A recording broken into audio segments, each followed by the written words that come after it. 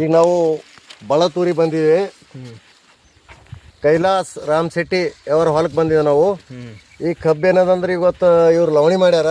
ಮಾಡಿ ಸುಮಾರು ಒಂದು 3 ತಿಂಗಳು 3.5 ತಿಂಗಳಾಗ್ಯದ ಇಲ್ಲಿವರೆಗೆ. ಇವ್ದು ಏನೇನು ಮಾಡ್ಯಾರ, ಹೆಂಗೆ ಮಾಡ್ಯಾರ ಅನ್ನೋದು ಇವ್ರ ಬೈಲಿನ ಕೇಳ ಬರ್ತದೆ ಈಗ.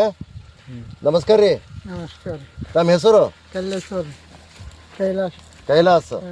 ತಂದೆ ಹೆಸರು ರಾಮ್ ಶೆಟ್ಟಿ. ಸರ್ನೇಮು ಸವಳೆ. ಯಾವ್ರಿ? ಬಳತ್ರಿ. ಬಳತ್.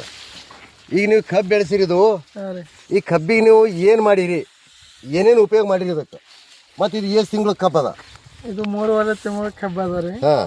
ಇದಕ್ಕೆ ಇವತ್ತನ 8 ಕಿಲೋ ಮಲ್ಟಿಪ್ಲರ್ ಯೂಸ್ ಮಾಡೀನಿ. ಹಾಂ.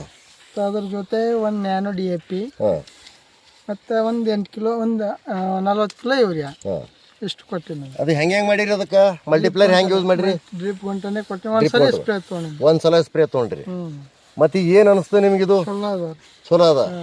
ಮೊಳಕೆದನ್ ಹೆಂಗೆ ಅನಿಸ್ತಾವ? ಚಲೋ. ಎಲಿಗಳು ಹೆಂಗೆ ಅನಿಸ್ತಾವ?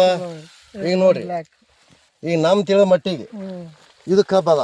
ಈ ಕಬ್ಬಿಗೆ ಇದಕ್ಕೆ ಮಡಿಕೆ ನೋಡ್ರಿ, 4, 5, 4, 5, 6, 4, 5, 6. ಇಲ್ಲಿ ನೋಡ್ರಿ ಇದಕ್ಕೆ ಸುಮಾರು ಎಷ್ಟು ಅಂದ್ರೆ ನೋಡ್ರಿ, 1, 2, 3, 4, 5, 6, 7, 8,